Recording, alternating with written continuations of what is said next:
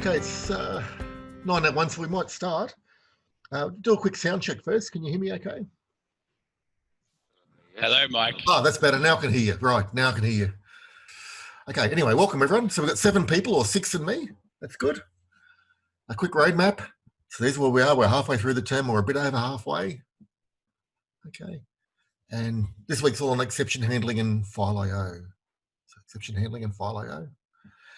And these are the last 2 pieces of the puzzle you need for assignment 2. So after this week, you'll be able to complete assignment 2. Now, of course, if you use some of this other stuff in your assignment 2, that would be just wonderful. But you don't, the spec doesn't say you need to use it, as far as I can tell anyway. Okay, so as of this week, you can finish assignment 2. Okay, but we will review the assignment spec and just make sure that's the case. And of course, if you can use these things, please do. That's the whole idea of assignments, is to demonstrate that you know, that you understand the course topics. So anything you can use at a future week's use, but yeah.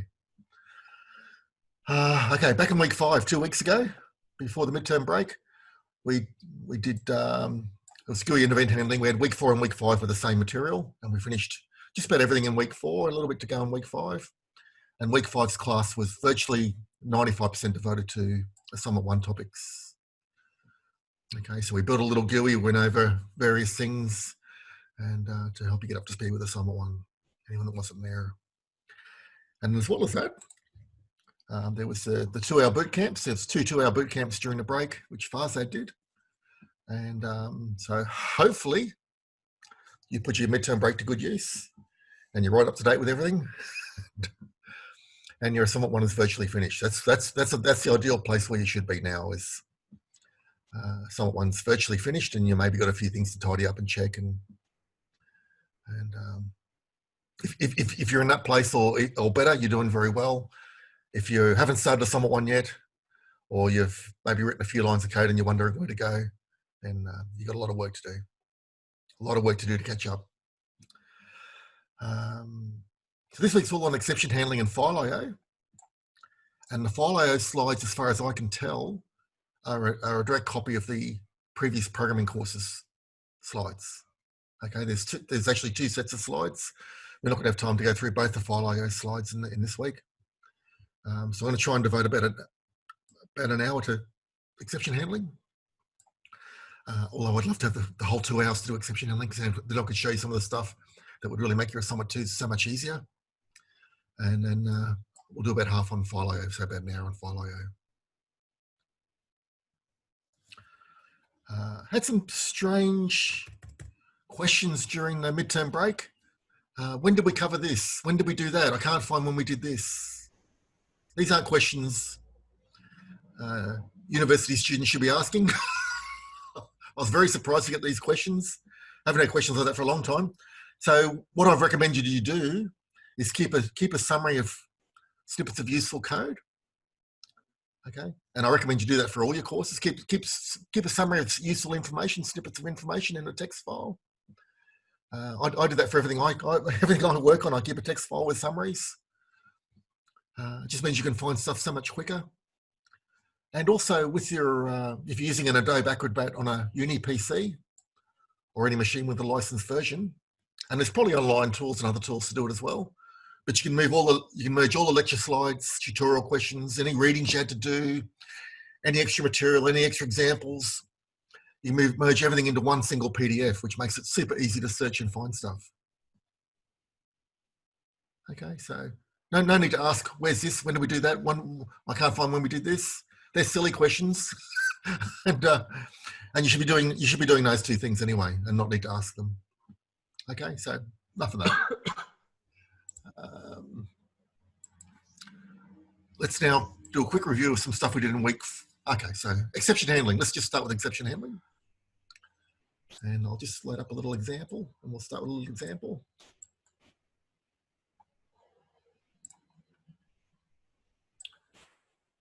Just creating it now.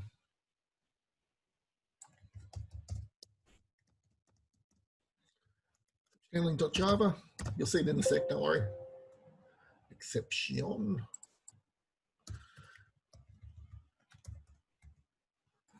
Okay, so let's just start with the public class. public static void main string args. Okay, so exception handling, what's it all about?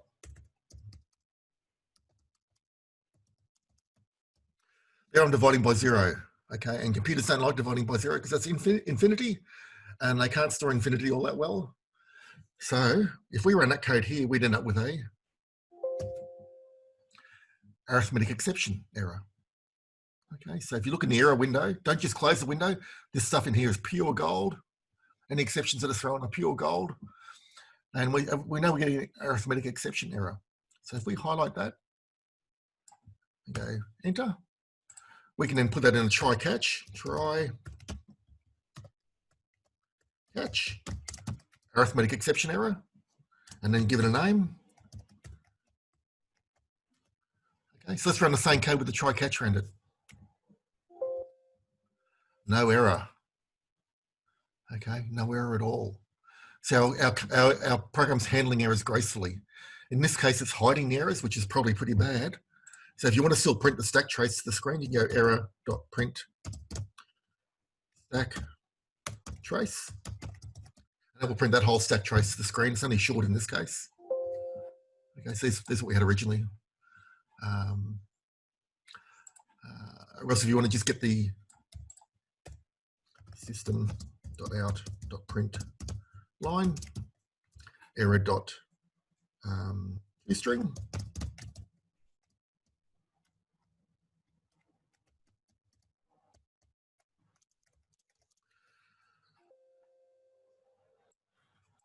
You can see that you can get a better error message if you just want to show the user just the first line, just what the error is. Or if you want to just display the first line to a screen or a log file or something, you can do that as well. So you can print the whole stack trace, or you can get just the first line of the error message if you want to with toString. And there's various other methods you can call as well. Okay, so that's exception handling in a nutshell. Sorry. You put any code that might cause exceptions inside a try block, and then you've got catch, one or more catch statements to deal with the exceptions. Okay, that's it in a nutshell. And let's do another one. So we'll do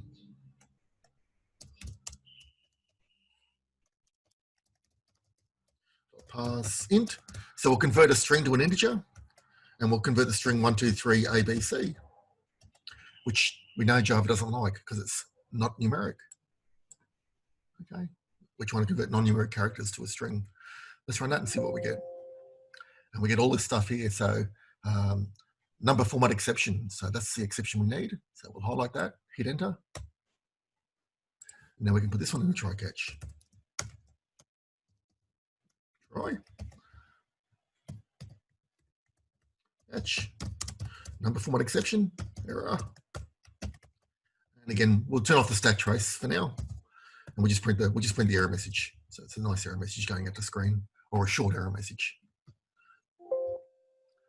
And there's the errors coming out. Okay, so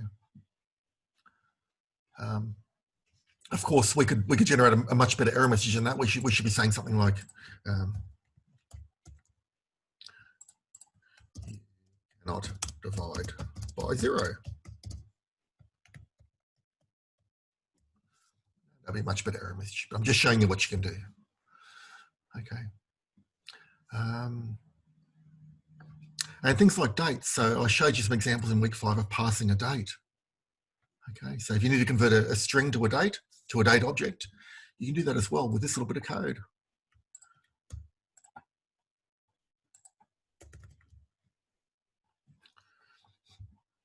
Okay, so move the imports up above.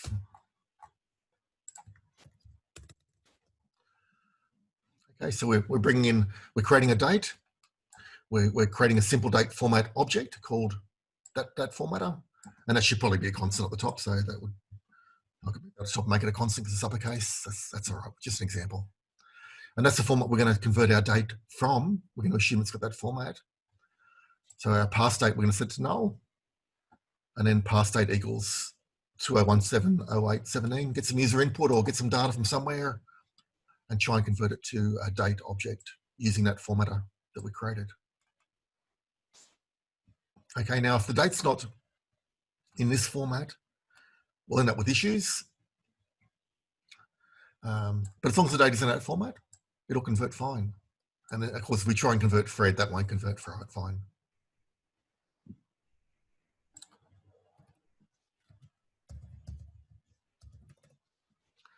So let's print the error.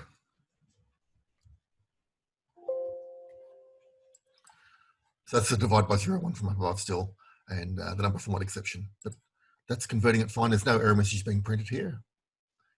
And we could print date to the screen, system.out.println.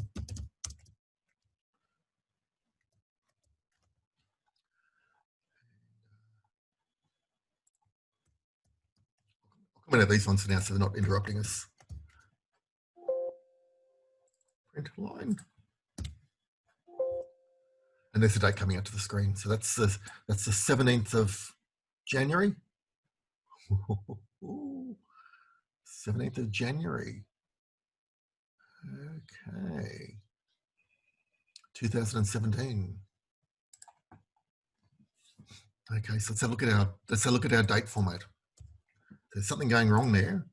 We expected 17th of August 2017, and we've got 17th of January 2017. So let's see what's going on there. Okay, so we'll have a look at simple date format. And if you scroll down, you'll see that the month and the year is uppercase M. Okay, the minute of the day is lower, or the minute in the hour, yeah, is lowercase m. So we had the wrong m's there. That should be uppercase M. Okay, so if you're not getting the right results, you'll know straight away because you'll display it and see that it's not right. Just check your format flag, check your format field. And now we're getting 17th of August 2017, which is the right date, 17th of August 2017. Okay, so that's basically exception handling in a nutshell. Okay. Now that's just scratching the surface. Like everything we do, it's just scratching the surface, and there's a whole depth to it. You can create your own exceptions. So you can do things like you can create your own exceptions for employees, and you'd have a name exception and a date of birth exception and a hire date exception and all that sort of stuff. It's really easy to do, but unfortunately we don't go far enough. If we had 2 hours, we could cover it, but we've only got really an hour for exception handling. So I'm sort of torn about what we can do here. And we've really got to cover the slides. Some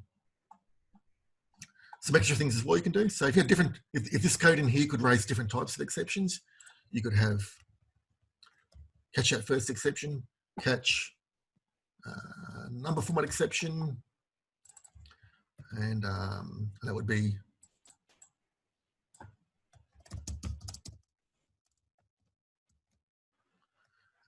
date is not valid.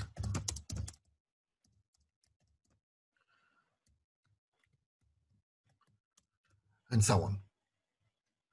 Okay, so you can have one try block and multiple catch blocks, and then you can tailor your error messages.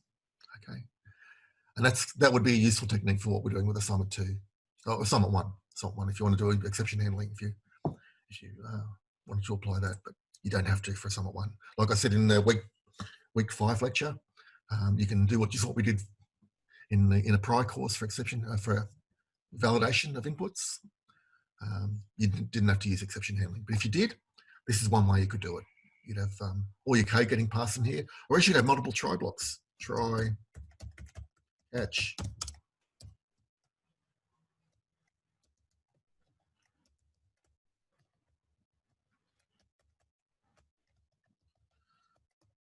So you might check the first set of inputs in there, okay? And then if everything's valid, if everything's still okay, check the second batch of inputs and do a different catch. And then check the third batch of inputs and do a different catch. So that's another way you can do it as well.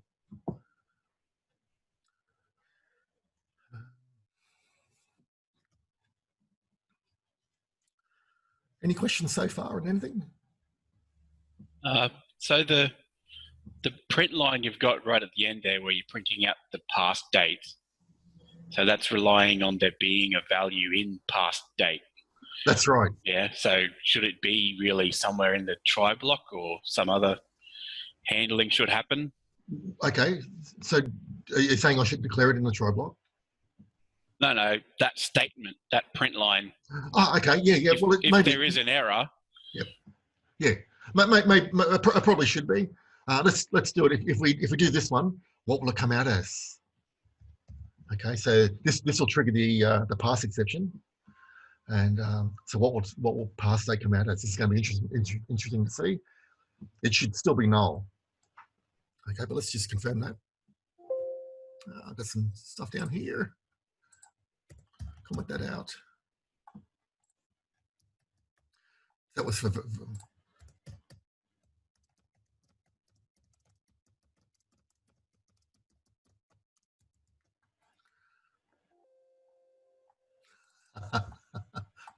state.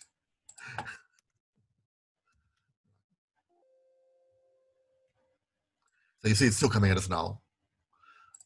So yeah, so maybe before you show it, you say if pass state's not null, or up in here only displayed if that succeeds.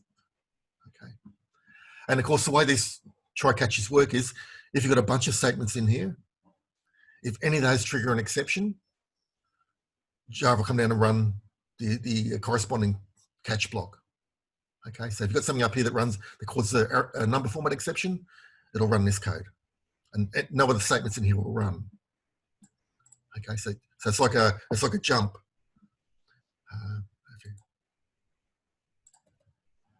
If this causes an error, which it will because it's Fred, these two lines of code will never run.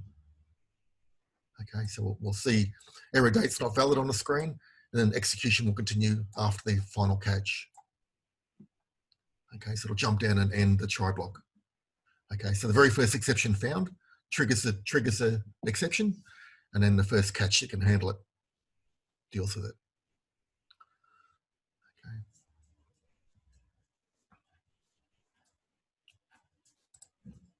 So with exception handling, you've got your try catch. There's also a finally, okay, and there's a throw. So there's 4 commands actually. Yes, so Jared's just made a good point there.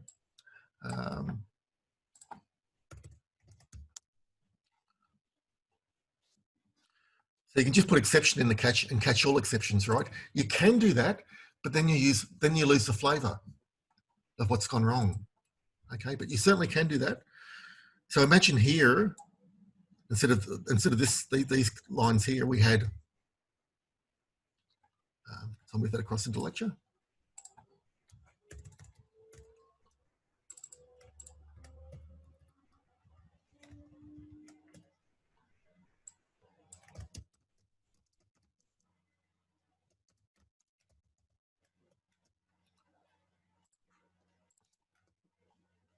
So when we catch pass exception, we know that everything being passed is the date.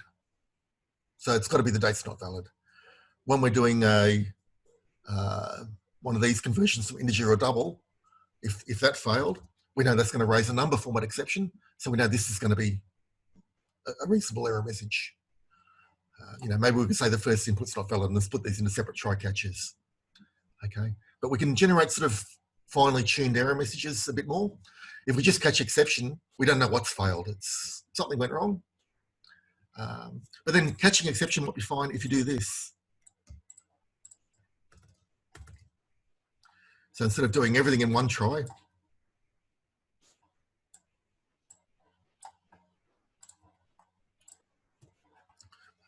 and then you can say the date was wrong.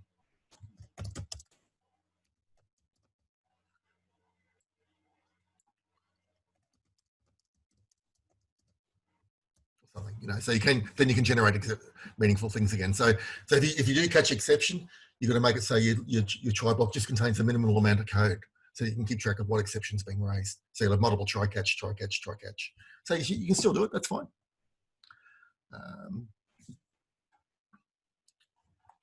So let's just talk about. So there's a finally and a throw as well. And the throw is really useful. For example, if you're doing this, int age, and if age is less than 0 or age is greater than 120,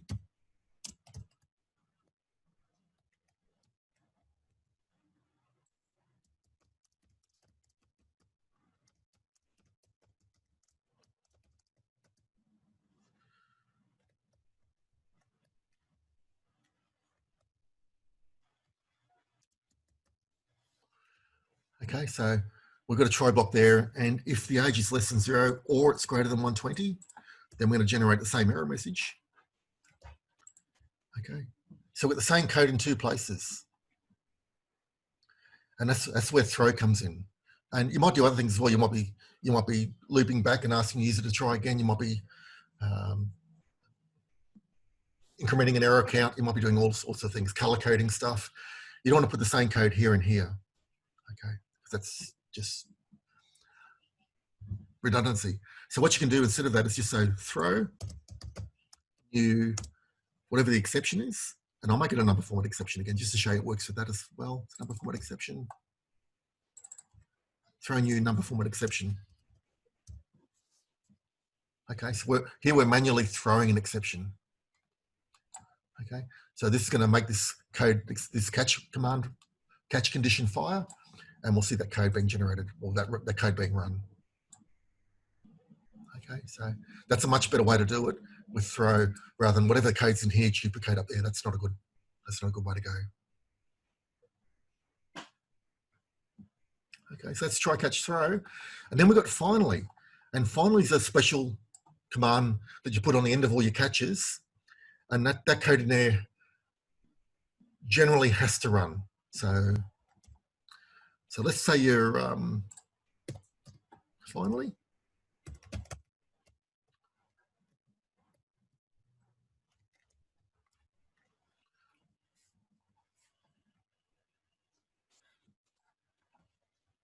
I don't know what you might want to do, save age to database or something, I don't know. Whatever you want to do at the end that you must do. Okay, so regardless of whether this is successful or not, whether the exception's thrown or not, this code here will run. Now there are wrinkles to this. There's so much depth to this. I can't. We've only got an hour. I can't talk about the depths. But assume that this code in here will run. Okay, it's not quite the case. There's other things going on. Exactly right. So Jared's made exactly where I was heading. So so usually use it to log errors or something to file. Yep. So that's a good thing to do. Log errors to file. If you're up here and you're opening a file, which you're going to be doing shortly. So up here you're opening a file.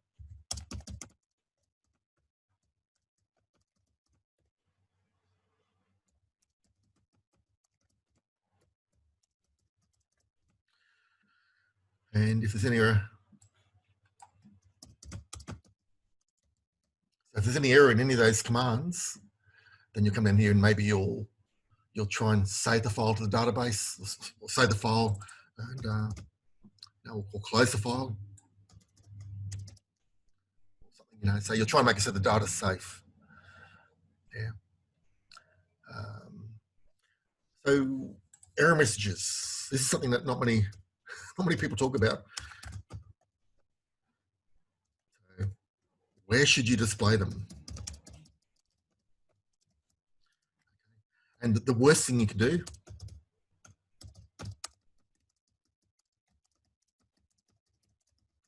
is fail in silence, okay. Or produce error messages that people cannot normally see.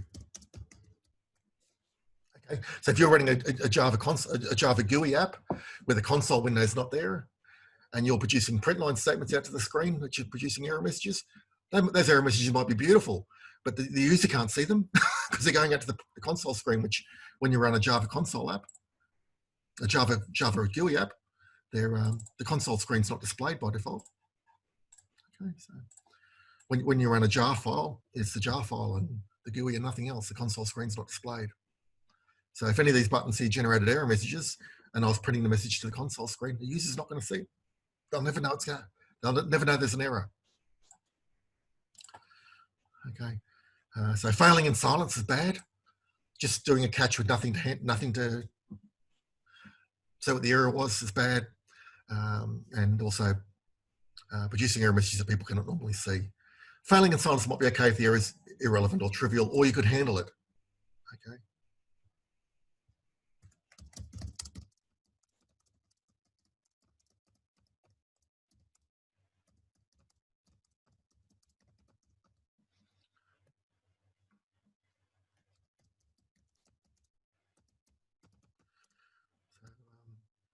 But if it's a serious error, for serious errors, ensure you're displaying errors in a way you can see. The user needs to know. And if you're finding system errors, you know, if your application's running on a network and the database has got corruption, or your file system's got corruption, or there's errors with the file system, then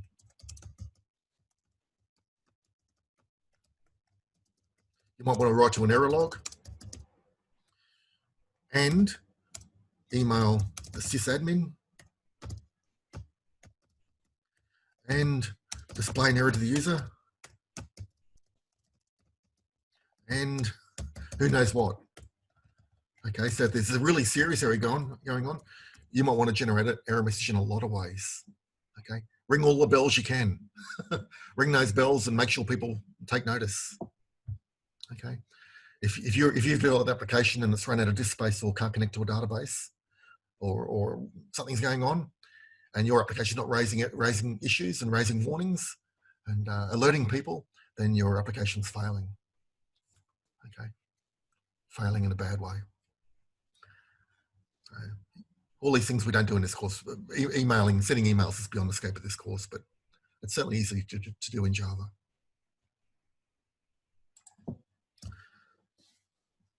And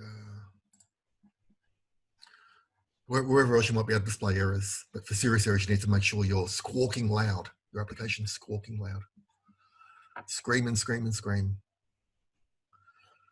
Okay, let's go on to the slides. So exception handling. Any questions before we move on?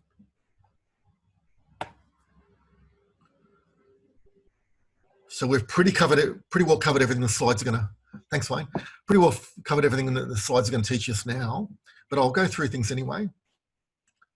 Okay, so there's a whole class of exceptions in Java, so it's a huge tree of exceptions, and we'll talk about checked exceptions and thrown exceptions. Haven't talked about those yet. We'll talk about some exception classes: catching, rethrowing, defining a clause, and try with resources. One of my favorite little chaps down there, the try with resources. Okay. So if an operation in a program cannot be completed because of an error, the program ought to either return to a safe state. So that's what I'm talking about here. If you failing in silence is okay if you can handle it and deal with it properly. So you've got to either return to a safe state and enable a user to continue. So if you can do that, that's fine. You don't need to display an error. Okay. But otherwise, if there's an error, then you need to tell people. And the minimum for an application in production will be to allow the user to save their work and terminate the program as normally as possible. So you don't want people losing work. Okay. Now it's not an easy thing to do. So many programs I use that are professional programs, every now and again they crash and I lose work and I shake my head. So, and it's by companies that should know better, big companies that should know better. But anyway, during a program run, an error might occur due to bad input data or an invalid array index, or use of an object reference that doesn't have any data assigned to it, or it could be data in a bad format, or some sort of file error has happened, or file issue, or network issue, or there could be a whole range of things that go on. And in these exceptional situations, that's why they're called exceptions, because they don't occur very often generally. Java uses exception handling to trap the errors. It's a powerful technique, and very, very highly encouraged that you use it. Here's some of the exception tree. So there's this whole tree in Java. There's a throwable, and then under that there's error and exception, and underneath that there's the IO exception and runtime exception, and underneath that there's whole branches and leaves of things going on. It's massive. That's just the very top of it. And so there's a whole hierarchy going on, just like we saw with manager and CEO, manager and employee. It's the same sort of thing going on, a whole hierarchy of classes.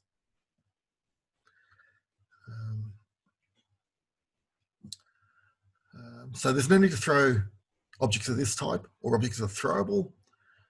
You can focus on these if you like, or like I said earlier, if you can be more focused, then that's even better, because then you know what's going on. So if you've got a try block with multiple catches, that's fine as well. This might be file IO exception. This might be number format exception, and this might be something else. Okay. Data error, and so on. So you get a different errors depending on what you're catching.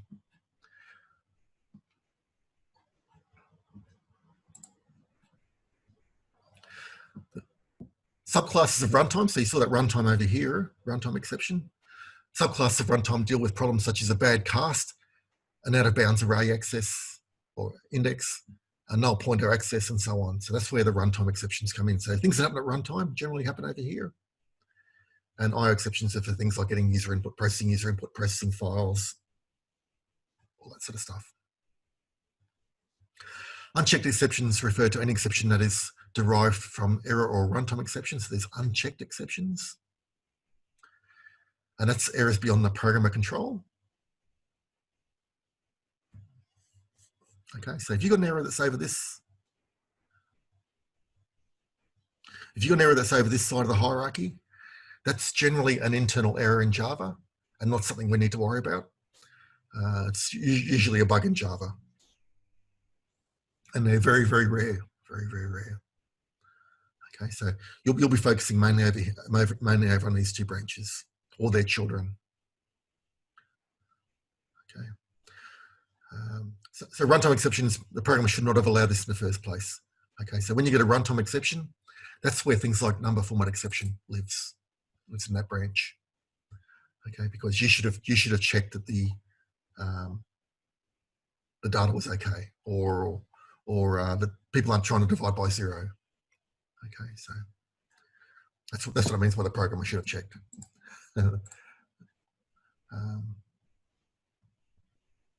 All the other exceptions are called checked exceptions. The compiler checks the source code for provision of proper exception handlers for all of the checked exceptions.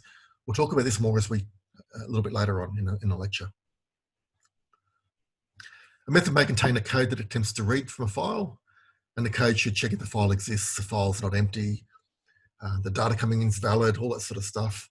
And the file's got the right number of lines of code, lines of data, or the right number of fields of data in a line, and so on. And that data's got the right format. The method has to notify the Java runtime that it can throw some sort of IO exception. Okay, so that's how you might do it here. So if this code here doesn't deal with the exception, if you've got a try catch in here, you don't need to put a throws there. Okay, and but if you've got a try catch that doesn't deal with the exception and it's a checked exception, then you've got to put a throws there. This is really badly explained. Let me just. Okay, so checked exceptions. There should be another slide or two before this.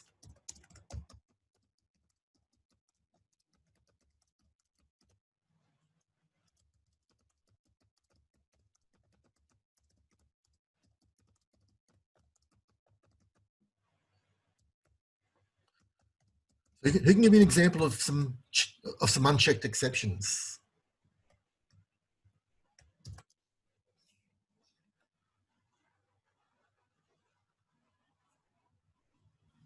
So I don't know, number format exception. Yep, perfect. Perfect. And this one up here, arithmetic. When do we divide by 0? Oh, it's in the other. That's in here. Arithmetic exception. Okay, so there's 2 examples of unchecked exceptions. If you don't handle the situation, you don't put try catch around it, and your program crashes, Java doesn't care. Okay, it just says, well, you wrote the code, and programmer, so you're responsible for them. Okay, so it's up to the programmer to handle these if they want to. So Java's sort of giving you enough rope to hang yourself, really. Let's talk about checked exceptions. That's unchecked, and then we've got checked exceptions. So these are when you use commands, Java commands that are so dangerous, that Java will not let you use them unless you handle the exceptions. Okay, so those are checked exceptions. They're completely different. Java won't let you run the code at all or compile the code unless you handle the exceptions. Okay, so there's some that Java lets you hang yourself with. If you want to hang yourself, hang yourself. If you want to drive like a maniac on a windy road, drive like a maniac on a windy road. But these ones, Java says, no, you must obey the speed limit. You must wear a seatbelt. Okay, so these ones, Java forces you to use exception handling. i.e., you cannot write the code unless you handle exceptions. Okay, and that's what we're coming on to with file I/O. So file I/O, network I/O, database I/O, data, network I/O, network. Okay, so the big ones. When you come on to doing stuff that's pretty serious, Java says, okay, so if you want to use those statements, you've got to handle the exceptions. So if you try to do this,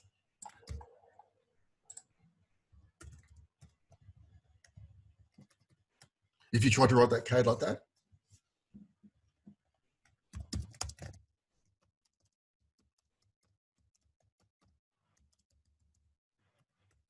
Java would not let your code compile. Okay, it will tell you there's an unhandled exception here, an unhandled exception there. Okay, so you've really got to do the try catches.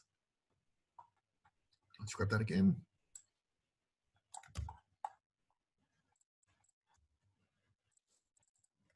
Catch whatever the exception is or the exceptions are.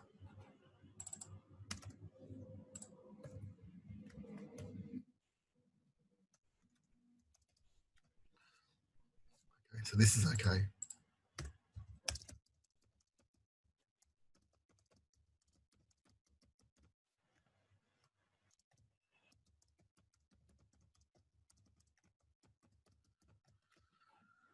Okay, so that's the difference between unchecked and checked. Unchecked we've been using a lot. If you want to convert a string to an integer, go ahead. Divide by 0, yeah, why not? Your program will crash, Java doesn't care. But when you start getting onto the serious stuff, Java cares.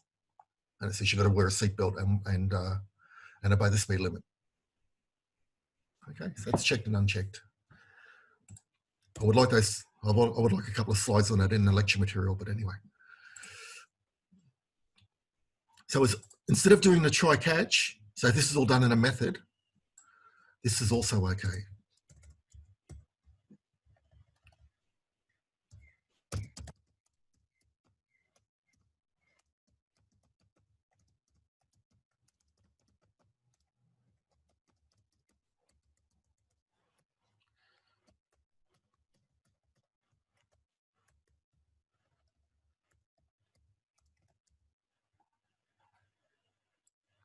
Same thing applies here. So this is okay. And what we're doing here, we're writing a method called process file, which does the stuff in the file. There's no try catch in here. That code will compile fine, as long as we've got a throws followed by the exceptions that might throw up here. Okay, and that's fine. And your code will compile beautifully. But whatever calls this won't be able to call it unless it does a try catch or unless it has a throws. Okay, and whatever calls that won't be able to call it unless it handles the exceptions or it has the throws. So you're passing responsibility back up your call hierarchy of methods. But somewhere at the top there's got to be something that handles the exceptions. Otherwise your code won't compile. This code here will be fine because we said we throw these exceptions, but whatever calls it won't be allowed because it doesn't have the try catch. So if we do this,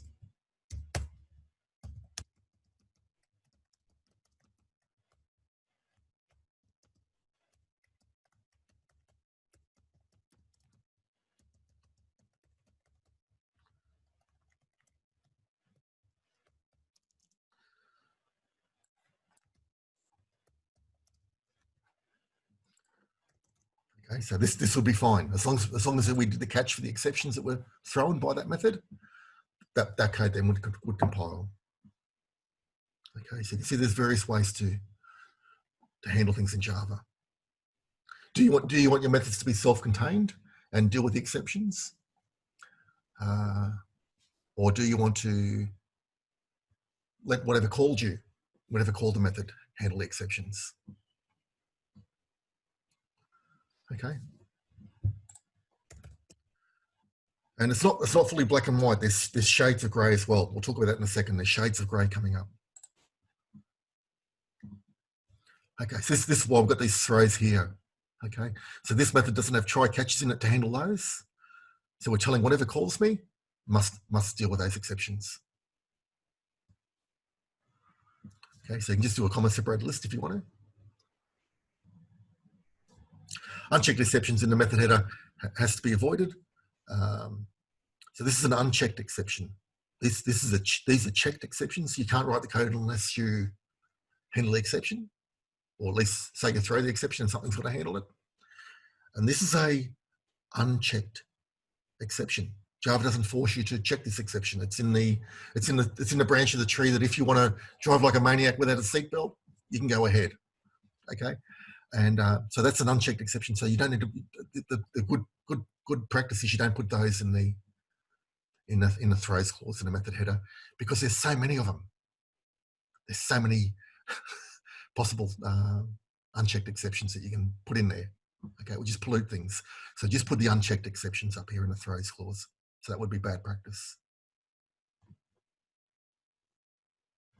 Caution, if a superclass method throws no exception at all, then the overridden subclass method cannot throw any exception as well. Okay, so if you've got calculate salary in an employee class and a calculate salary in a manager class, and the employee one doesn't throw an exception, then the manager one can't throw an exception as well. So they've got to match the same on that. If a method is overridden in a subclass, the checked exceptions that the subclass method declares cannot be more general than those in the superclass. Okay, so if a superclass method throws a file AO exception, one of these sort of file AO exceptions, maybe file not found exception, okay, the subclass method cannot throw exception because exception is more general. It's higher up the hierarchy than file not found exception. Okay, so you're going to be, I recommend you throw the same style errors. Just keep them the same and you won't go wrong. So throwing the same or more specific errors are allowed. Not throwing any exception is also allowed. Okay, so the subclass method doesn't have to throw an exception as long as the superclass version will handle it. Okay, so much stuff here. An object of appropriate exception class is created and then an object is thrown. So here's an example of throwing. This is manually throwing exceptions like we did here. That up above somewhere. There it is. Okay, so it says there might be a whole bunch of code in here, and by saying throw, it says you're repeating the same code up here. Okay, so just throw an exception and let the exception handler deal with it. Display the errors to the user, you know, whatever. So throws a command, good command, and it's throw new, because you're creating a new exception so that this catch handler down here can deal with it.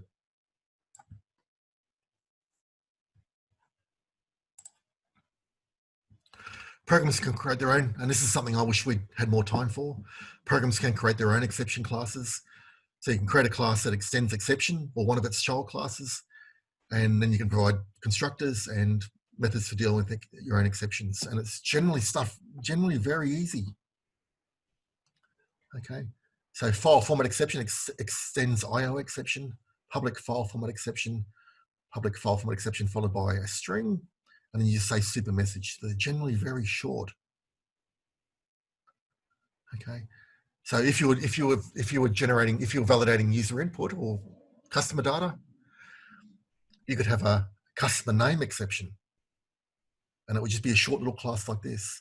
And you might have a customer address exception. So then you could pass an error message through, address not valid, and then your GUI would know what type of exception was raised, and it could put the cursor in the right place and highlight the right fields and all that sort of thing based on the type of exception that came back. Okay, I wish we had more time on this. We might do, we'll do some more on this next week probably, because this is such a handy technique, creating your own exceptions. There's an example of using your own exception class. So we're processing a file or processing data, and if something comes in and it's not valid, then or something's invalid here, the number we get is a number less than the length that we expected, then we're going to throw some sort of error. Something's wrong with our file, it's been truncated or something. And that would create an object of this type. Okay, so creating your own exception classes is really easy. It's generally just that much code. Okay, and you might be thinking, oh, it looks a bit redundant. Okay, it's just basically calling the super constructor with a message to pass the message up. And that's exactly right. Okay, but it lets you do things like throw file format exception, or if a different type of error happened and you had another type of exception, file truncation exception, you could have a class file truncation exception under here. Okay, and then if that error happened, you could throw a new file truncation exception. And then your GUI could have a try catch, and it would try and then catch file format exception. Okay, so I need to do this. I need to display this error. I need to highlight these fields red. The file's not valid. File truncation error, I need to handle that differently. So your GUI can react differently. That's the advantage of it. I think we'll talk about that more next week. We're not going to have time this week. Bit of a shame. Okay, so we've been down into deep stuff, and now we're back into the nice, bright, getting started stuff again, which is, I think these slides aren't in the right order, but anyway. So if an exception occurs and is not caught anywhere, then the program will terminate. To catch an exception, use a try catch block. Try followed by the code that might cause an exception, and then the catch.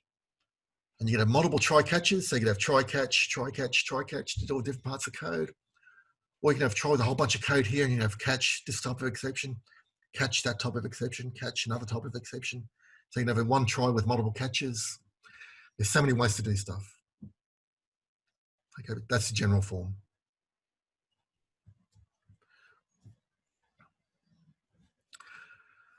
So the condition is any code inside the try block that throws an exception, and the result is the program skips the remainder of the try block, and the program executes a handler block. Okay, so if you've got a lot of code in here, and say that first line there raises the exception, then none of this other code will run, and the catch block will fire. Okay, and this will be executed. Then execution will continue after that curly brace.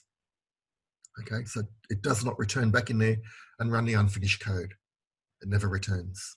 Okay, so the first line of code in here that raises an exception, if the exception's handled, the catch block will fire, and then execution will continue after the last catch block in that try block. Okay, so that's the first condition. The second condition is none of the code inside the try block throws an exception.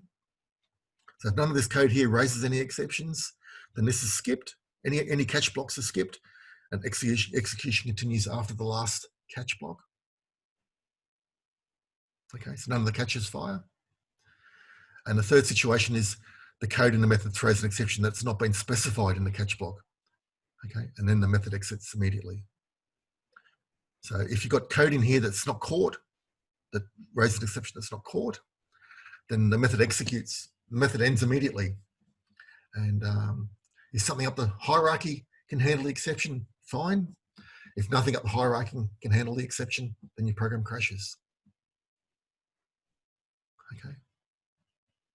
So you can have a try-catch block in the method, and then a try-catch block in the caller, and then a try-catch block in the caller of that method. Multiple layers of try-catch block and deal with things in different layers. It becomes almost a way you design your exception handling is very important.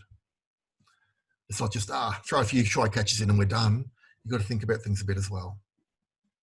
Okay. Where you put the try, where you put the catch, how many layers of try-catch you put in, all that sort of stuff is pretty important. Especially in production applications, not necessarily for what we're doing in our courses, but certainly in production applications. Here's an example of writing, handling a bit of file I/O. So while writing code for a method that throws a checked exception, follow these guidelines, catch those exceptions that you know how to handle, propagate those exceptions that you don't know how to handle. Okay, so deal with what you can deal with, and otherwise rethrow or not handle what you can't handle. Okay, so down here, we've got a read method, and we're opening an input stream and processing the data in a loop, and whatever code's in there. And then if there's an error, we're just printing a stack trace, which is pretty lousy, but that's the basics. I'm just going to produce that horrible stack trace to the console screen. And here we're propagating the error. So down here, we don't know how to deal with the error. We don't know what to do. We don't know whether we're running in a GUI or a console app or a web app. We don't know how we're running, so we don't know how to display an error. So all we're going to say is throw the exception. Okay.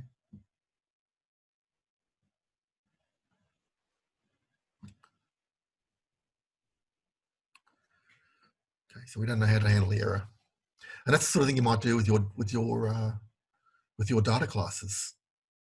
Maybe is the data class, like the employee or the manager, that doesn't know what it's running in. It doesn't know whether it's running in a GUI or a console app or a web app or whatever. So you don't know whether to system out print line the error or show message dialog the error or whatever. So maybe you just want to throw the exception here and let the exception happen. Or else you want to, if you encounter an error condition, just manually throw the condition and let something higher up the tree deal with it. Okay, so maybe the exception is going to be raised anyway, or else just throw it if it happens. If something's out of range, if age is less than 0 or it's greater than 120, throw a new exception and let the GUI or whatever, the web app or whatever, handle the exception.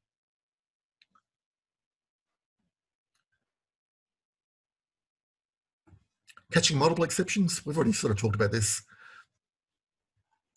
So you've got try, catch, multiple catch blocks for a try block, that's all okay. As long as these are different exceptions and in different parts of the tree, there's no overlap, everything's fine. So if you did this sort of stuff here, and if you put exception there instead of file not found exception, these are children of exception. So you'd end up with a compiler error saying that this first one's going to handle it, these ones are redundant. Okay, so you've got to make sure they're different branches of the tree, exception tree. If the code for file not found and the code for unhosted exception were the same, if the catch blocks were the same for some reason, then that might be fine. Okay, then you can do it with one single catch block. So you can separate them by vertical bar, single vertical bar. Okay, file not found, or that's actually an or, unknown host exception. Okay, but it's single vertical bar, not double vertical bar.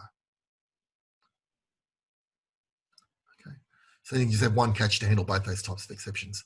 And if you had multiple exceptions that you had to handle, file not found or unhosted exception, or you could put another single vertical bar, another type of exception, or another type of exception, as many as you like. If that catch block can handle all of those, just separate them by single vertical bar.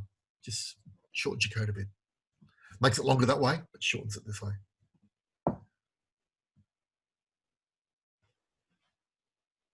Okay, and that came out in Java 7, which was a fair while ago.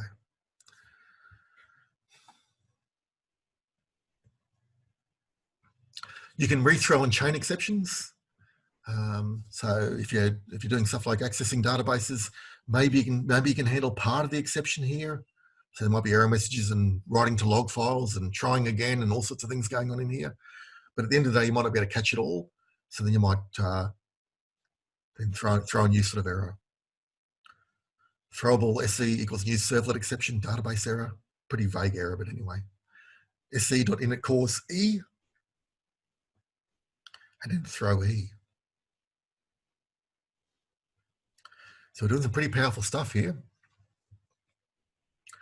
We're creating a new exception and giving it a sort of half meaningful name or error message, okay? And then we're linking them together, sc.init cause to E. So we're linking a new exception that was just raised to the one that was raised by whatever this code was, and we're throwing it further up the hierarchy. Okay, so you do this sort of stuff here when you've got sort of cascading exceptions or exceptions being caused by other things, and you want to throw it further back up the hierarchy, but you don't want to lose information. Then you can join the exceptions together, make a chain of them, and throw them back up the tree. You have the calling methods to let something higher up the tree handle it. Okay, so somewhere further up the calling methods, there's going to be a catch for SQL exception that actually deals with the exception fully. And it might just be disconnecting from the database, ensure that the any uncommitted data is rolled back and stuff like that, maybe. Anyway, a whole lot of stuff you could do. So that's rethrowing and chaining. Pretty powerful technique. Sometimes when maybe we haven't written enough code yet, but sometimes when you're writing code maybe a little bit later on, you'll see it where your stack traces become huge. And there's seems to be multiple things going on, and that's a sure sign that there's chained exceptions going on. If you're getting multiple courses coming out and then a stack trace and another course is coming out and stack traces, that's usually a sign of that sort of stuff going on.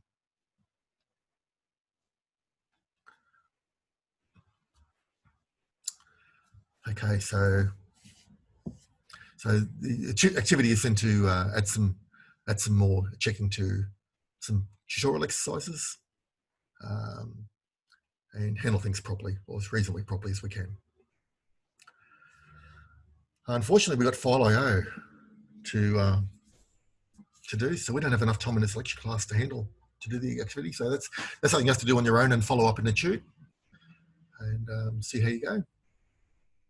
So we'll move on. We'll just talk about finally. And so the finally clause executes whether or not an exception was caught. Okay, so you got code up here, and that might throw an exception or not. And regardless of whether it throws an exception, this is always done. Okay, so the finally clause helps to clean up the resources obtained by a method that might throw the exceptions.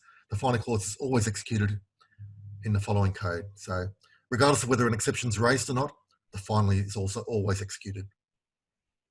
Okay, so it's not a bad place to put things like closing files.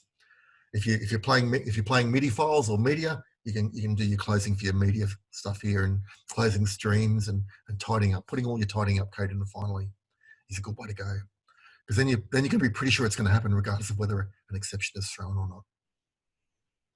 Okay, so don't put your close stuff up here. Your close and your free and all those sort of method calls up here. Put them down here in a finally.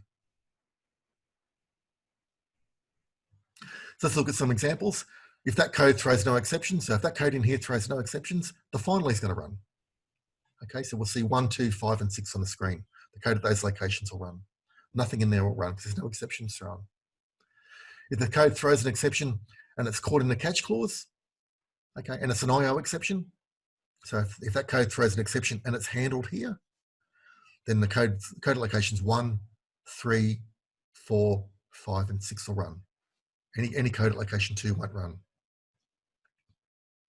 Okay. As soon as the exception's caused, it jumps to the catch block and never returns.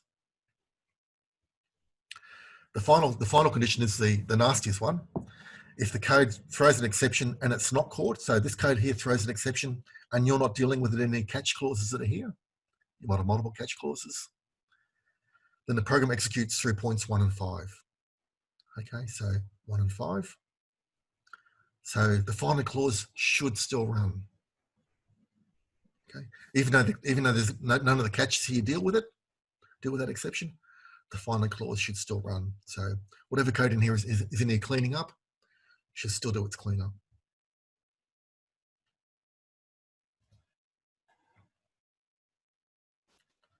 Okay, of course, if you're setting, if this is a file read method and you're saying success equals true and you're returning true, that would be bad because really it's not true. So you want to be careful where you set your success messages or set success flags. Don't set them here. Maybe set them up at the end of the try block. Success equals true up here, not success equals true down here, because it finally might execute even when the exceptions aren't handled. Okay. And the last one we'll talk about is try with resources. One of the best things that happen in Java. It saves so much pain. Instead of doing this sort of stuff where you got try and then you declare objects and create objects and link with resources and so on, and then close them down here in your finally, you can set up the resources up here in your header. So you can do try round brackets and you can create multiple resources separated by semicolons. So it's like multiple lines of code. So you can say file, my file equals new file, and you can create an array and create an array list and create this and create that all up here, separated by semicolons. And as long as, sorry, we're back again. Is everything okay? Just got an unstable connection error there. Yeah, you paused for quite a bit there, but you're back now. Okay, that's good. I actually stopped moving the mouse while the message was on the screen. So anyway, so basically what happens when you do try with resources, put the resources up here, your files and your whatever you need to create. As long as these resources implement the closable interface, which is a whole other area we haven't talked about, then Java will automatically take care of closing them for you. Okay, so you don't need a finally. Okay, so Java will automatically take care of things for you. And the big condition there is that they've got to implement the auto closable interface or the closable interface. And how do you tell that and what does that mean? Well, we haven't talked about those sort of things yet. So, okay, but just keep in mind there is this other flavor of try catch, which is pretty cool. It takes care of a lot of stuff for you. You don't need the finally block. I've got to say, I still prefer putting the finally block on there. I keep trying to use try with resources and I keep going back to the try finally. Yeah, old habits are hard to break. So here's an example of creating a scanner object. And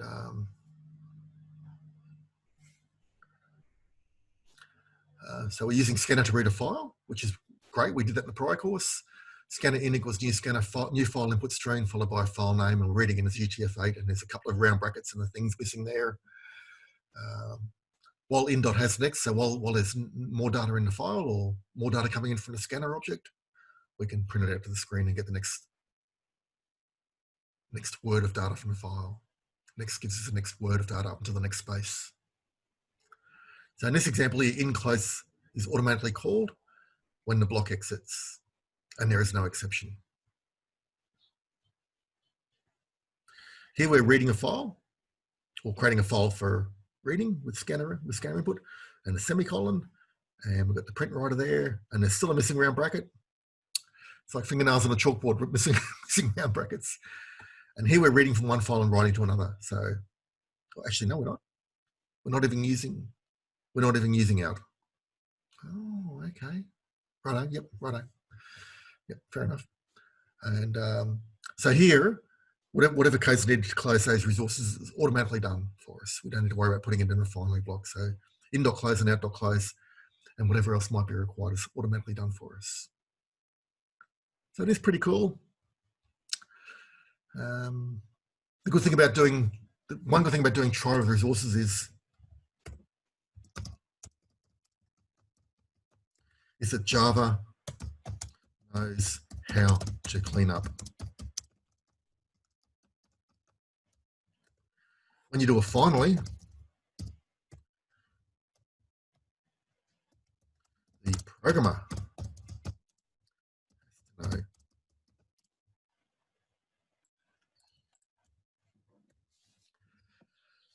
So that is a pretty big advantage of the try with resources, is that Java takes care of the closing and cleaning up for you, and it generally knows how to clean up and close stuff properly. Okay, well, it should do. It's its own language. Okay, but when you use a finally, it's up to you to know how to close and clean things properly, and it's not always obvious, and it's not always obvious from the Java help.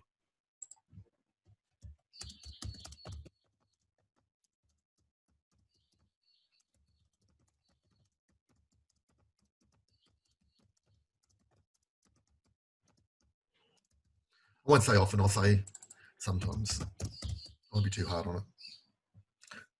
It's a brilliant resource. Okay, but the Java help sometimes not all that helpful. So that's one thing about using try with resources can save you from, is having to know how to clean up. And do I use close? Do I use free? Do I set it to null afterwards as well to make super safe? What do I do to clean up after something? And it's not always obvious. And anyway, that's all we do for our exception handling. So one good activity to do would be to, there's a savings account program in week 4 and 5 in the lab. So just add some exception handling into that would be great if you do that. Okay, but follow up in this week's tutorial. There'll be exception handling stuff in this week's tutorial for sure. Any questions on exception handling before we move on?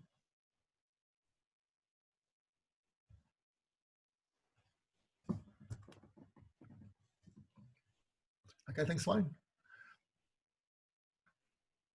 Okay, so very powerful stuff. I wish we had more time. The thing about creating your own exception classes, if I had another hour, I'd probably spend more time on that, creating your own exception classes. And it's such a useful technique. But we don't have time. We'll do a bit of file IO next. So we might have a 5-minute break. So it's 10:11. We'll come back at 10:16. I'll see you at 10:16, and then we'll continue on with file IO. And these slides are exactly the same as what you did in the prior course, but it was in week 11, so not many people paid a super amount of attention to it. So we'll go through it again a bit more quickly than last time now, and I'll try and focus on the key points to get you so you can read a file and write a file, which is what you need for assignment 2. Okay, so we'll come back in 10 minutes or 5 minutes and see how you go.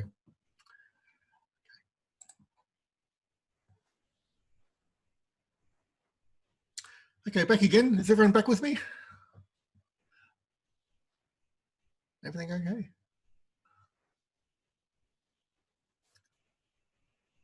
Yeah, something's wrong. Can everyone hear me okay? Yeah, I can hear you. Yes, Okay. all good. Okay, thank you. Okay, so let's talk about some file IO. And we'll just go over some key points. I don't want to. So these are all slides we did in week 11 in the prior course, and as far as I can tell, they're exactly the same. So let's just skip to some main points of reading and writing files, stuff you need to know for assignment 2. Okay, so unless anyone wants to go through the working with paths and files, there's a whole lot of powerful stuff in here. You can check whether files are executable with their absolute paths, relative paths, a file or whatever, and a whole lot of stuff you can do with to absolute path and to relative path things. So lots of stuff you can do there, but not the stuff that's used in assignment 2. You can get the last modified date and time by using the basic file attributes. Okay, so a whole lot of stuff you can do. That's basically layout for a file. So you've got multiple characters making up a field, multiple fields making up a record, and multiple records making up a file. And what, for Assignment 2 anyway, for what format you want for your file, it's up to you. So if you want your data like this in the file,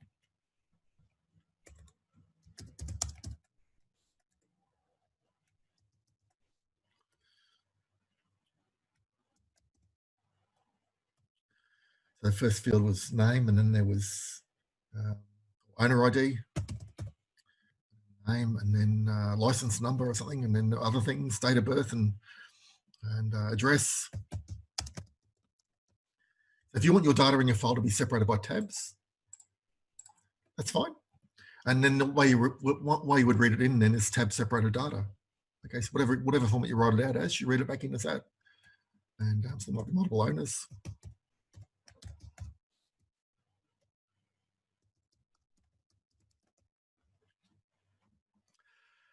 So if you've got tab separated data, that's fine. You can write your data like that. Or if you would prefer to write it like this,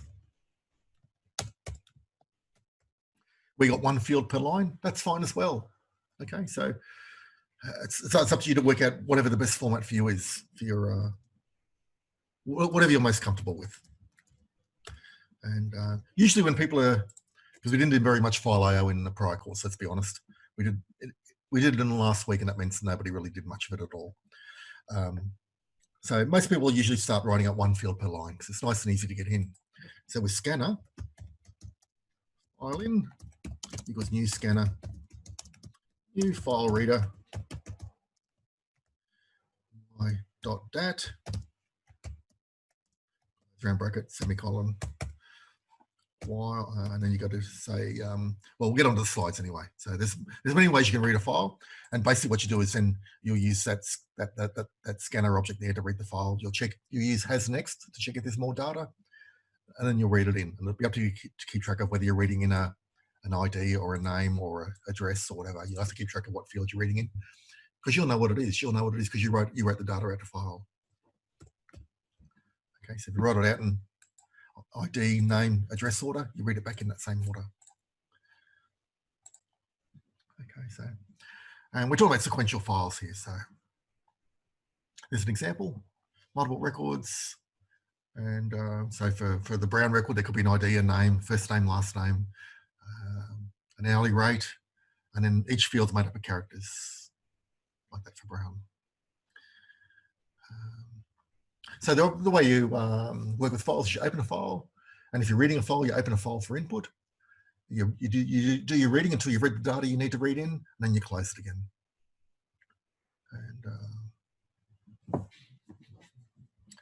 And so if you want to open a file for output, so an input file,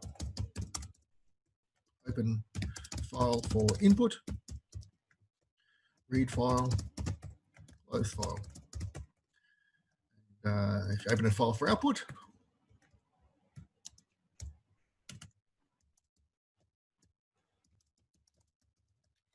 maybe in a loop, probably in a loop, depending on how much data you've got to read in. And if you're doing an output file, then you do the same sort of thing, open a file for output, and you write file. And you probably want to do that in a loop as well, because you're probably writing data from an array or an array list or something, and then you close the file. So that's the basic steps. A stream is just a stream of data, and it could be coming from a file or a network device or anywhere. But for what we're talking about in this week's lecture, it's coming in from a file on disk. Most streams only flow in one direction, so you've got an input file or an output file, but you can also open your files for input and output. So you can read from them and write from them at the same time, or in the same block of code, without having to close them and then reopen them again. So you can open a file for input and output, but we'll just be sticking to the basics. Open it for input, open it for output, just one way at a time. Okay. So streams generally only flow in one direction, but you can have two direction streams as well. So bytes flow into your program from an input device, like a file, and bytes flow out of your application to an output device, like a file. Oops, something like that. Pretty silly diagram, but anyway. And in Java, there's various buffers as well. So, so Scanner knows about processing input from a buffer, and up until now, we've been using system.in as a buffer, which is a default input device for the system, which is the keyboard. Okay, so scanner keyboard input system.in, and that's the keyboard, which is a default input device. And here it's a file. So you can, so just by using the scanner commands we already know, we've been using since week 2 in the prior course, we can process input files. It's really easy.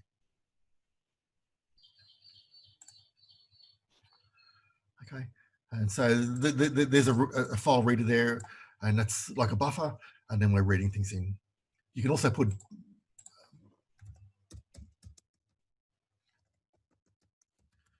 extra buffers around it if you want to. So if you're reading long files, you can put an extra buffer around that to speed it up.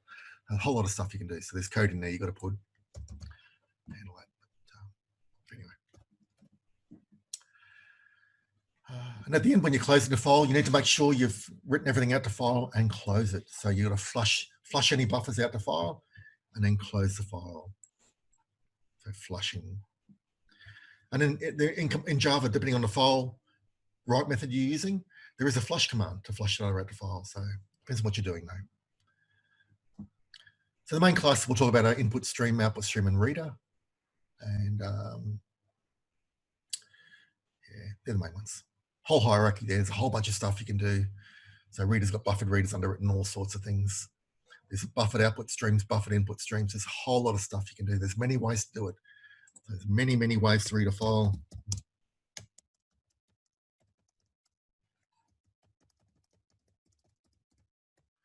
So my advice is to find the way you like. Stick to that. Find a way that makes sense for you that you like and stick to that. But there's many examples coming up, but just stick to one. There's some of the main classes that we looked at on a prior slide. So there's a whole lot of classes there for doing various stuff, but you don't need to know all of this. You can just keep it much simpler. So let's write a file. Okay. And okay, so we're going to create an output stream. We're going to use a new output stream constructor. Should be a space in there. We're going to use we're going to open a file for write. You can also open it for append. You can open it for truncate existing, which means clean out the file. You can create new, which creates it as a new file. Create delete on close. You say if you're creating temporary files, you can open them as delete on close, and then automatically delete it when your program ends. Okay, so if you're creating temporary files and you want to get rid of them without having to worry about going through and manually going through all your files you've created and deleting them, just mark them for delete on close and they're automatically gone. So that's pretty cool. Okay, not something that a lot of people forget that, and because it's not something you'll need very often to use temporary files. Hey, but it could be, and it's a useful command. Just saves you going through and keeping track of what you created and what files did I create, what temporary files did I create, and go through and delete them all at the end. Just flag them as delete on close. Okay, so let's do it. So we've got a path object there called file, paths.get, and then we've got double slashes in there because slash is an escape character. And if you put your slash in its own, it's going to try and interpret the next character as a T or an N or some sort of escape sequence. So you put double slash. Okay, and so we're writing the data out to file. So it's just a string.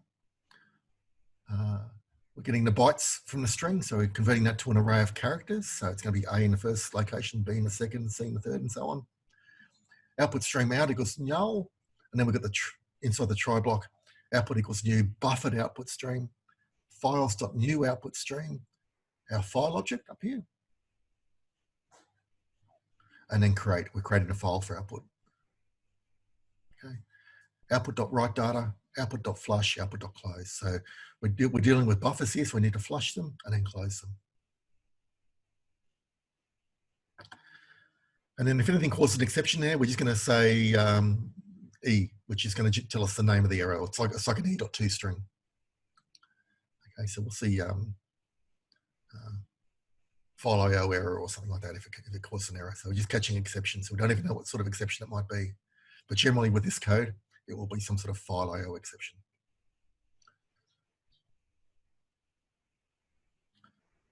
Okay, so that's the basic command you could use to write data to a file. It's a little bit nasty because you've got to convert it all into a byte array first and then write the byte array. So not very friendly really that way.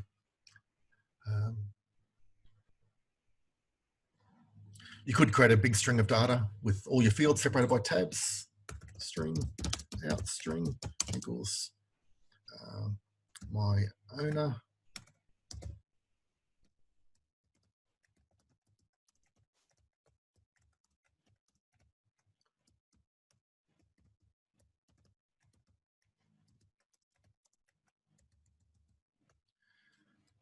So you create this out string before the loop, and then down here just say output.write outstring.get bytes.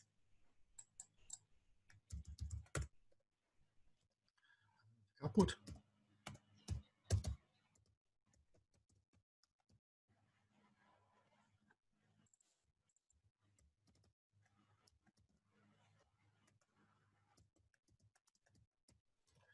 Get bytes uppercase B, yep. Okay, so this is for slide 26. Okay, so you could use that sort of method to write your data from for assignment 2 out to a file if you wanted. Get all the data you need to write to a file, and that looks like the sort of data that comes from your toString method, doesn't it? Okay, so you can even simplify that even further by saying this: owner.toString get bytes.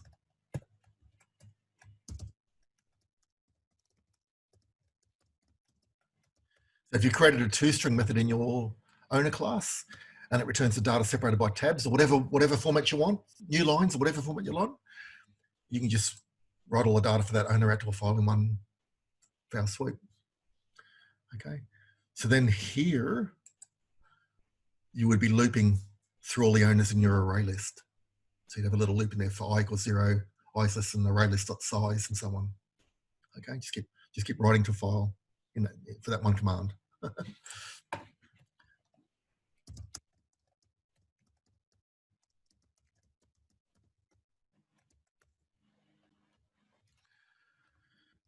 Try.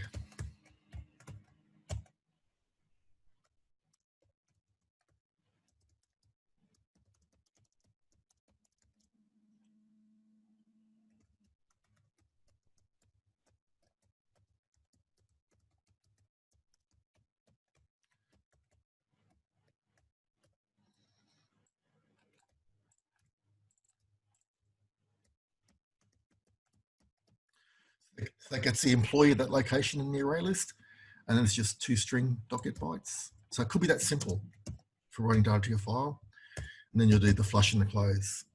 Okay, so that's virtually the code for writing an array list of employees to a file.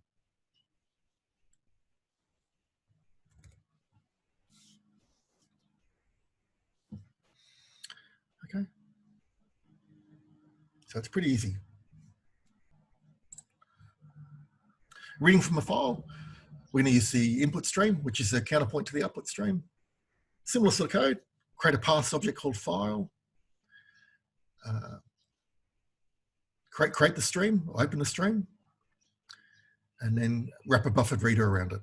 Buffered reader, new input stream reader input. So we're wrapping a buffered reader around our input stream object, which is input. Okay, so you don't have to use these buffered readers and buffered writers, but it just makes things, when you've got a lot of data, just makes things go a lot faster, a lot faster. Okay, you can speed up your file I/O many dozens of times, hundreds of times, by putting a buffer around it. And then declare a string, read a line of data from the file, print it to the screen, and then close. So if you're reading an array list of data from a file, you would put a loop here, and you would read each line from the file. If it's tab separated, split it up by tab. If you're adding it to an array list, you'd create an employee, create the new employee, add the employee to the array list, all that sort of stuff. So this is where you'd place your loop in here. And then close at the end. Any exceptions? Yeah. You don't need to worry about doing a flush for an input file, because flush is only for clearing caches when you're writing data out to file. Okay, so here you've got to do a flush, otherwise your data file might not be complete. Flush and then close in that order. But when you're reading a file, yeah, just close is fine.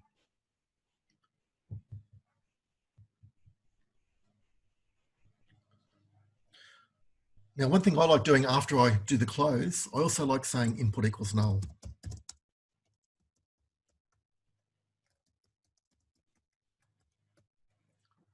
Okay, so after saying file, after the close, after input.close, I like saying input equals null, just to make sure it's really cleaned up. Okay. That's slide 28.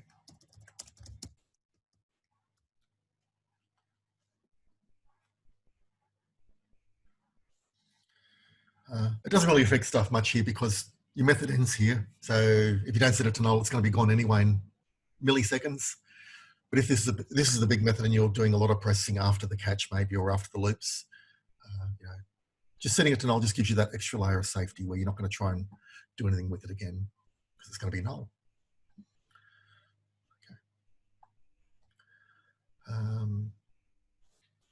So you've got the read method, reads a single character. You've got the read method that reads in an array of characters.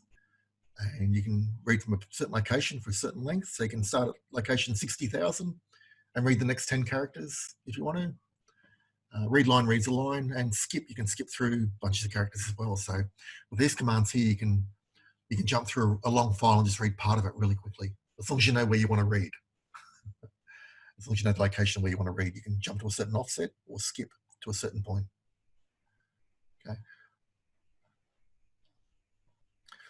The buffered writer is a counterpoint to the buffered reader, and that writes text to an output stream, buffering the characters. So this is another way of writing files. If you want to use this way, this is another way. Output stream output equals new buffered output stream, files.new output stream, files.create. So it's a very similar command here to what we had before, but we're creating the output stream object directly. Okay, so just another flavor, and then wrap it up in a buffer, which is the buffered writer.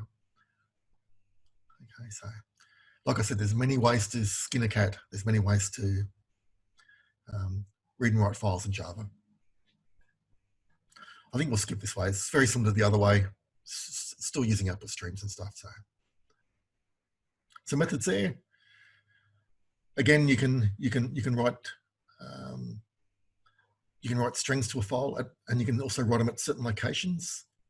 You can write arrays of characters to a file starting at certain locations, and you can write single characters.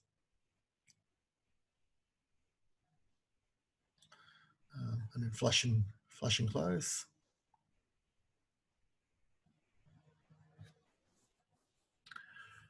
Another way to read a file using input streams. So here we're not using scanner. In the earlier example, we used, no, we didn't use scanner. In the earlier example, we used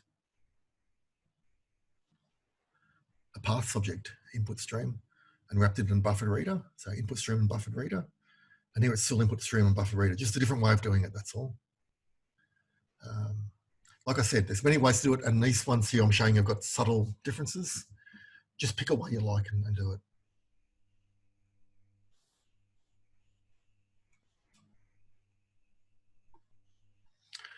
So sequential access files, their accesses are read sequentially from beginning to end.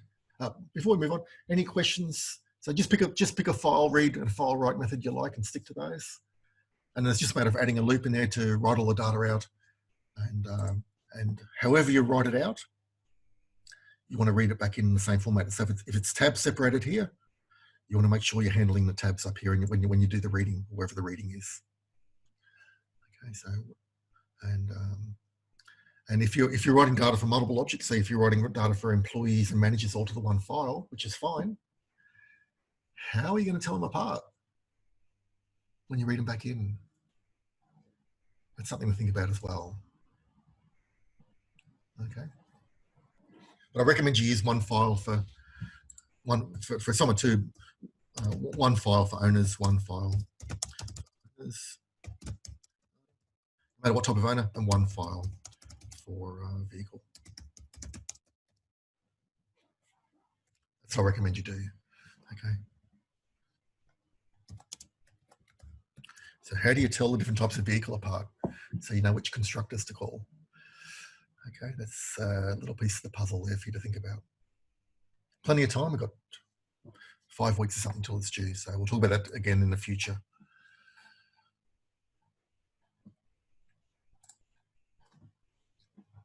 So sequential files are where you've just written a file in the order you write it, and when you read it back in again, you read it back in the same order. So if you write it out as,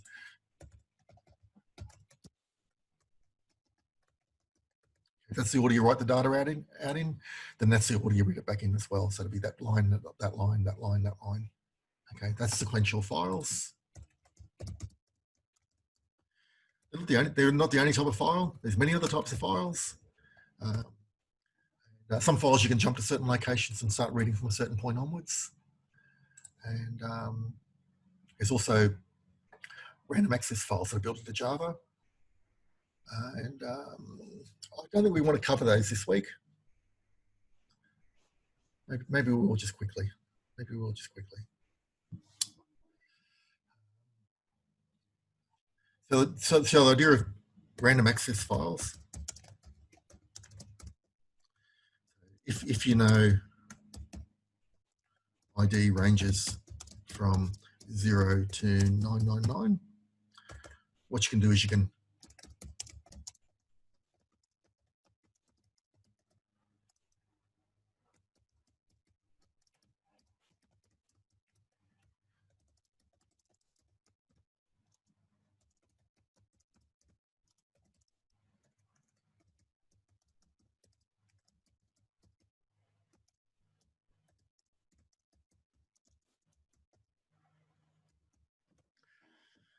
So if you've got a range of IDs, for example, 0 to 999, and you can allocate space in a file for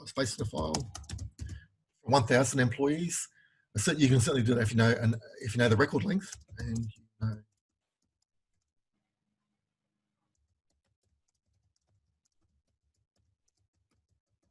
okay, so you know they're all, e.g., 100 characters long.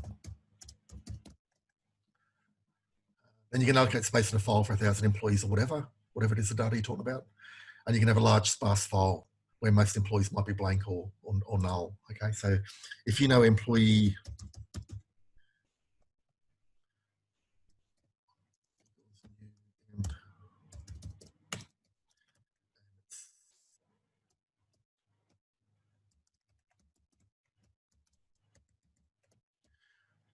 so your file might look like this.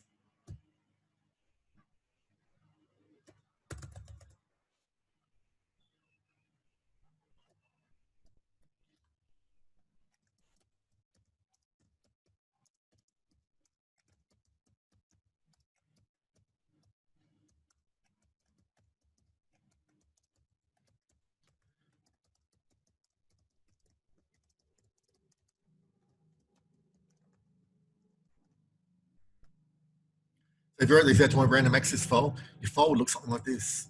So it'd be 0 would be empty, 1 would be empty, 2 would be empty, 3 would be Mike.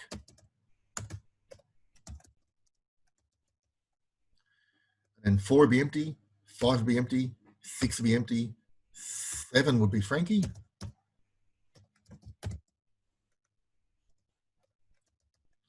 And so on. Okay, so if they're the only 2 employees in your company, and you'd made space for 1,000, then you'd have a large sparse file, mostly full of blanks and spaces. Okay, but by writing a file that way, you can jump to, if you want to jump to employee number 3, you can jump straight to their location and just read Mike in. Okay. And if you want to jump to Frankie, you can jump to line number 7 or line number 8, because it's first line's number 0, and just read that line in. Okay, but the trick with it is you've got to know how many IDs you need, and you need to know that all the records, for what we're doing so far, for what we're doing at this stage, you need to know the length of the employee record, and they must all be the same. Okay.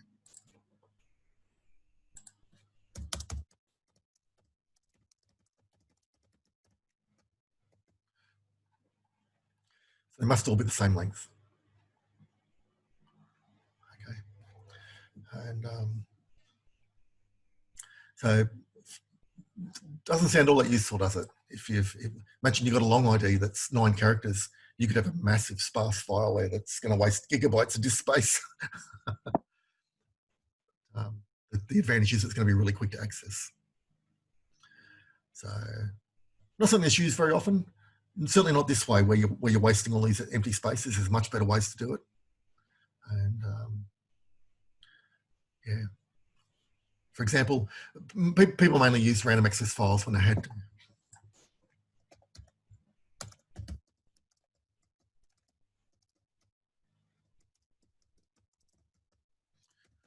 So when computers had a small amount of memory and lots of data to process.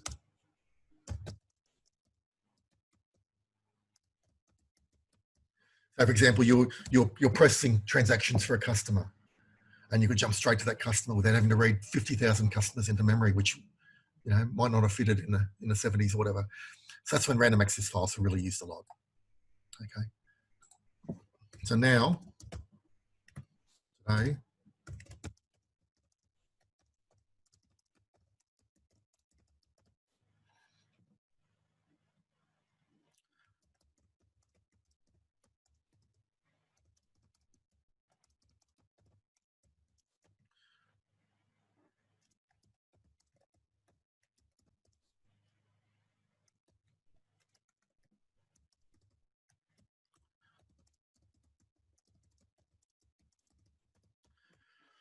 so these days, the need for random access files is really gone. And unless you've got hundreds of gigabytes of data, we would just read all the data into memory as an array list or whatever, and process the data in memory. It would end up being a lot quicker, a lot quicker. And yeah. So we're a bit spoiled these days, but back in the 70s and 80s, yeah, random access files were used a lot.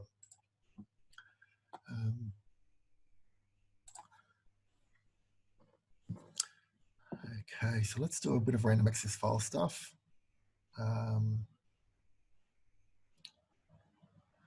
Okay, so this one here is more interesting.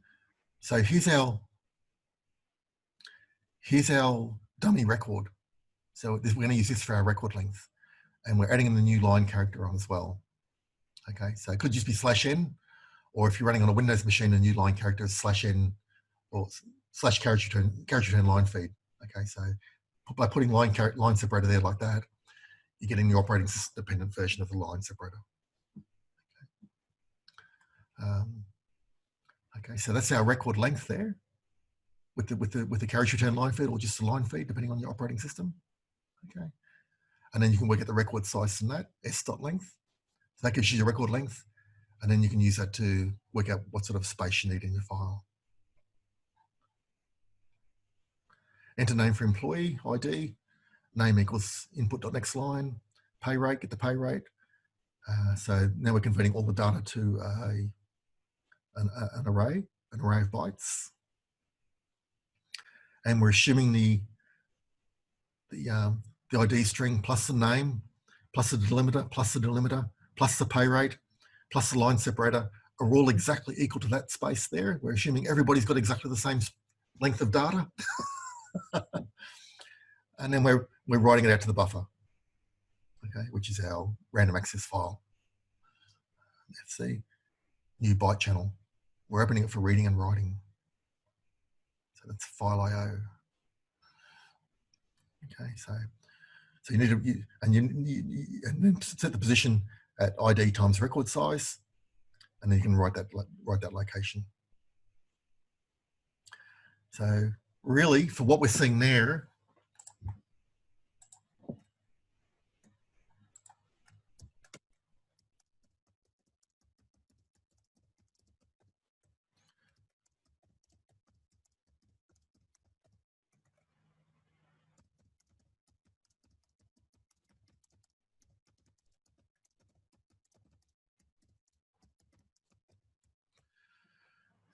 waste lots of disk space. So if you've got a large ID space, say you got all IDs are 15 digits long, you got 3,000 customers, and you're going to be wasting a huge amount of space in your file.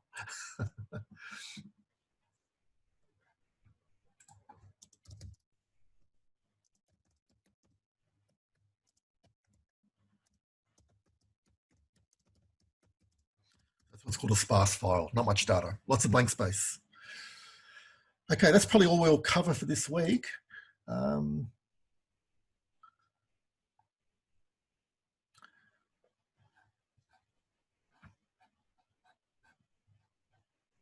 Yeah, so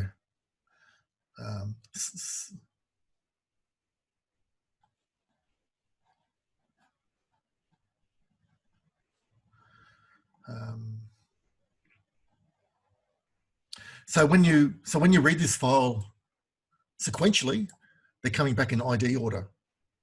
So that is a good point about random access files. The data you read back in is guaranteed to be in key order. Okay, which may be useful, it may not be useful. Maybe you want to read it back in name order, in which case reading it back sequentially is useless. You've really got to sort the file by name and then read it in sequentially, or else read it all into memory, sort it in memory, and then display it.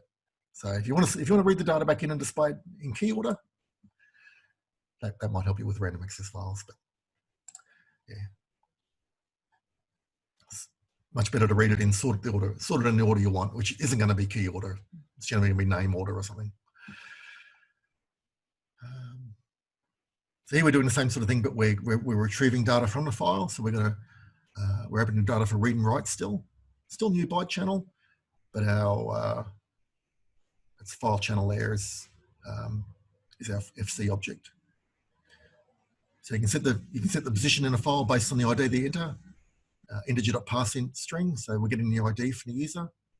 Now if they enter 950, the position in the file will be 950 times the record size, and we jump to that location with fc.position. And then we can read in the buffer, which is the amount of data we're going to read. That's the length of our buffer, is our buffer of data according to our record size data.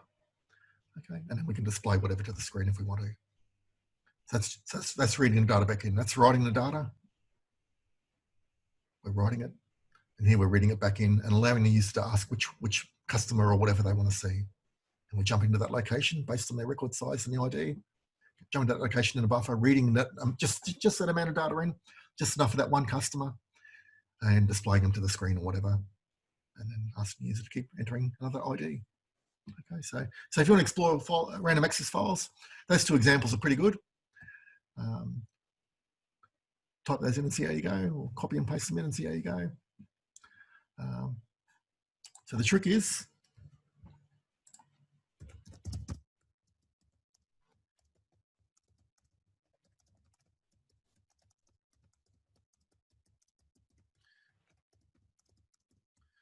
that's my final advice, is find a way to read and write a file that you like and stick to it. Okay. Any questions before we go? Anybody got any last second questions for Assigment 1? I've had a couple of people email me their code to have a quick look at. I'm going to do that after class, so stay tuned for this afternoon. Yeah, I might just email you my question. Okay, sure. Alrighty. So I have a question that sort of came out of the boot camp thing. Right. In I think it was number 5, where he did basically what he said was how we would do the assignment. Right. I noticed that he set his array list to public. Ah. Oh, which sort of, I mean, I know why he did it, so he could get it to work, but it sort of goes against things that you said about keeping things private. Yeah, things private, and this is good reason. I actually missed, I was there for about the first hour of the first boot camp, and then I was away for about half an hour, and I came back for about the last half hour. So I missed about a half hour chunk, so I'm not sure what part you mean, but yeah, I wonder why he set it to public. Was he accessing it from outside, from other classes, was he? He must have been accessing. Yeah, so he had a separate class for each tabbed panel. Right. And he accessed the array list from each panel. Yeah.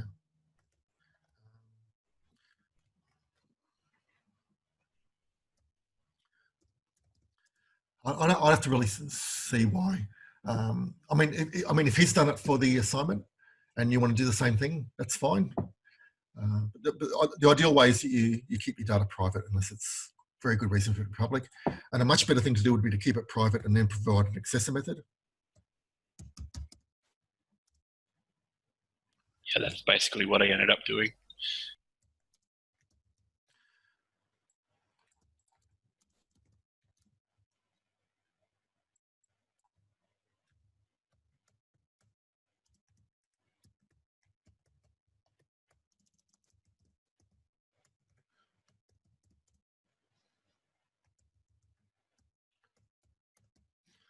And of course, you got to make sure you return, if you return a memory reference, that array list, you're returning an actual, so people can change that array list then from the other location. So really what you want to do is create a copy.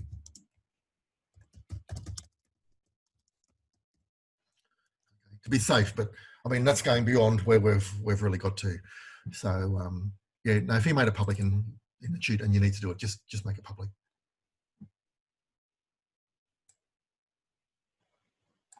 I actually created, I think, methods that would allow another class to add an item to the array list rather than directly passing the array list. Exactly. Yeah, I mean that's a much better design. So even if you created a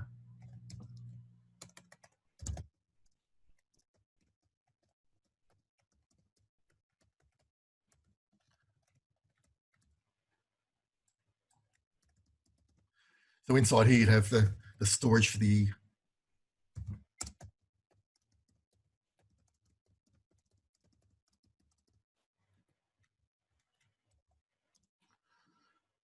array list. Inside here you have the vehicle one. So if you did a design like that, that'd be awesome. Okay, because then you put all the logic for dealing with the arrays in here. And a little bit later on in the term, we'll learn how to combine these two. So you've got a single array list class.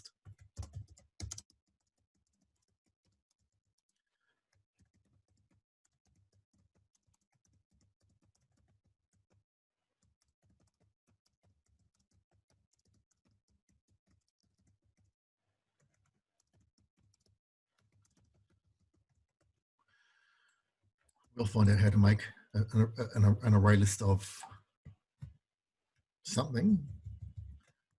That sort of stuff. But that's coming. That's coming later in the term. Okay, so generic classes. So hey, look, if you can apply this stuff, if you did that, that's great. If you didn't do that, don't worry. It wasn't part of the assignment spec to create the separate array list classes. Okay, so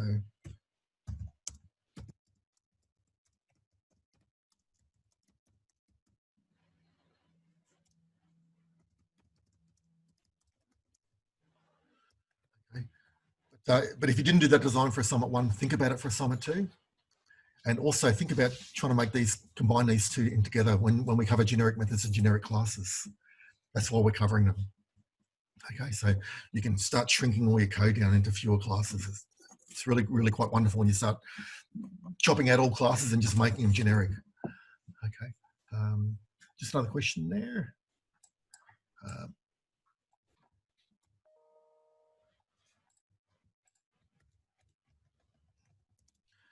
Many of the examples were given place arrays in the GUI class, but since they deal with data, shouldn't they be placed in a data class anyway?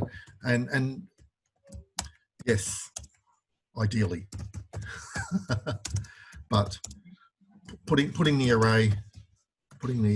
array list and the methods handle it in the GUI class are okay for assignment 1. Okay, so because that's about all we've covered so far, but doing that would have been a brilliant design. The next question. My friends are telling me about MVP and MVC, and I really didn't understand when I asked them a question about it. Okay, so MVC is just, these are great design patterns, and we've really run out of time because I think you've got the next class starting. But we might talk a bit about MVC next week. Okay, so stay tuned next week. It's 10:59. I think people have got other classes to go to. So I think we'll end there. So thanks for coming anyway, everyone, and joining in. We've got 9 people, which is me plus 8. And any questions, send me an email or course forums, and I'll be replying to some emails later this afternoon. So stay tuned. Thanks, everyone. Have a nice day. Good week. Bye-bye. Thanks, Mike. Thanks, Mike. Thank you.